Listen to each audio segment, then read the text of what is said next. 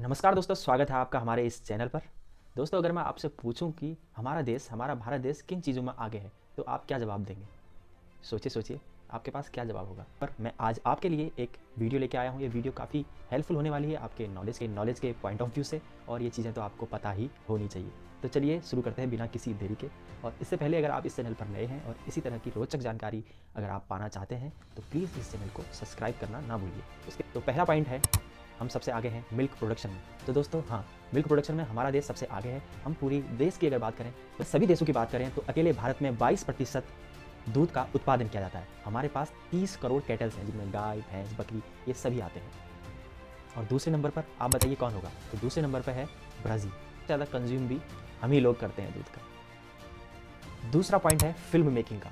तो हाँ, अगर सभी देशों की बात करें तो भारत में सबसे ज़्यादा फिल्मों का निर्माण होता है। अगर 2019 की बात करें तो एक साल में पूरे देश में 1986 पिक्चर बनी थी। 25% हिंदी मूवी थी और बाकी रीजनल मूवीज़ थी। तीसरा पॉइंट है रेमिटेंस रिसीवर। तो हाँ, सबसे ज़्यादा रेमिटेंस रिसीव जो करने वाला देश है वो भी भारत ही है। रेमिटेंस क्या होता है, ये कैसे प्राप्त होता है?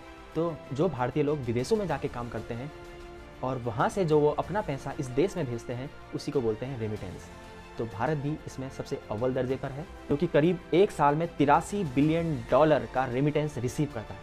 चौथे नंबर पर है मैंगो प्रोडक्शन। हाँ, आम की सबसे ज़्यादा खेती, अगर सब पूरे विश्व की बात करें तो आम की सबसे ज़्यादा खेती भारत में ही होती है। आम का उत्पादन भारत देश में ही होता है। वो बात अलग है कि हम इसको एक्सपोर्ट सबसे ज़्यादा नहीं करते, लेकिन उत्पादन सबसे ज़्यादा भारत में ही होता है। हम केवल 1% आम का ही एक्सपोर्ट बाहर देशों में करते हैं, बाकी हम सारा खा जाते हैं यहाँ पर। अब आप बताइए कि सबसे ज़्यादा आम का एक्सपोर्टर कौन सा देश होगा? तो वो देश है थाईलैंड। थाईलैंड सबसे ज़्यादा आम का एक्सपोर्ट करता है नॉन नेटिव इंग्लिश स्पीकर। तो जैसा कि आप जानते हैं कि हमारी नेटिव भाषा इंग्लिश नहीं है, लेकिन फिर भी हम उसको सीख के उसको अच्छी तरह से बोलते हैं। तो भारत इस मामले में भी अव्वल दर्जे पर है कि ज़्यादा नॉन नेटिव स्पीकर है। छठे नंबर पर है लॉन्गेस्ट रेलवे प्लेटफॉर्म। जी हाँ, अगर पूरी दुनिया की बात करें तो 10 में से 6 सबसे लॉन्गेस्ट रेलवे प्लेटफॉर्म होने का दर्जा भी भारत के पास। यूपी के गोरखपुर का रेलवे स्टेशन सबसे लंबा रेलवे स्टेशन, इसलिए कभी आप गोरखपुर जाइए तो इसे ज़रूर। सातवें नंबर पर है largest number of post offices. हाँ जी, पूरी विश्व में, पूरी दुनिया में सबसे ज़्यादा पोस्ट ऑफिस होने का खिताब भी भारत के पास में ही है। लगभग 6 लाख पोस्ट ऑफिसेस हमारे पास में हैं।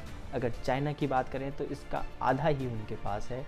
लगभग 50,000 पोस्ट ऑफिसेस चाइना में भी चलते हैं। फिर नंबर पर बात करें तो लार्जेस्ट नंबर ऑफ मॉस्क्यूज। हाँ, सबसे अधिक मस्जिदों की संख्या भी भारत में ही है। अगर और इस्लामिक देशों की बात करें तो उनके पास भी इतनी सारी मस्जिदें नहीं हैं, लेकिन पूरे भारत में 3 लाख से अधिक मस्जिदें अभी भारत में चल रही हैं। नंबर पर है हाईएस्ट रीडिंग रेशियो। हाँ, और देशों के मुकाबले भारत के लोग कुछ ज़्यादा ही पढ़ाकू होते हैं। वो बात अलग है कि हमारे देश में 74% लिटरेसी रेट है, लेकिन एक सर्वे में पाया गया है कि भारत के लोग अधिक पढ़ाकू होते हैं, अधिक रीडिंग करते हैं। लगभग 8 से 10 घंटे वो अमूमन किसी भी चीज़ को पढ़ते हैं। नंबर 10वें पर है हाईएस्ट लैटिट्यूड माउंटेन वॉरफेयर। हाँ, हमें भारत की आर्मी को तो हमें सबसे अधिक ऊंचाई पर लड़ाई लड़ने का, युद्ध लड़ने का सबसे अधिक कौशल है, क्योंकि हमारे पास में है कारगिल, सियाचिन, जो दुनिया के सबसे बड़े बैटल फील्ड हैं। तो इसका खिताब भी भारत को ही जाता है। इसे भारत में कश्मीर के गुलमर्ग में एक बैटल जो यही वॉर सिखाता है, जिसमें युद्ध अभ्यास होता है कि कैसे ऊंची ऊंचाइयों पर युद्ध किए जाते हैं। तो इसके लिए इंडियन आर्मी युद्ध का अभ्यास कराती है, जिसमें और देशों के सैनिक इसमें भाग लेते हैं, जैसे रसिया, इजराइल और अलग अलग कंट्रीज़ की सेना यहाँ आती है और इस वॉर को सीखती है। तो अगर आपको ये जानकारी अच्छी लगी तो अपने मित्रों के साथ शेयर करना बिल्कुल ना भूलिए। तब तक मिलते हैं कुछ और इंटरेस्टिंग सी वीडियो के साथ। बाय बाय, जय हिंद।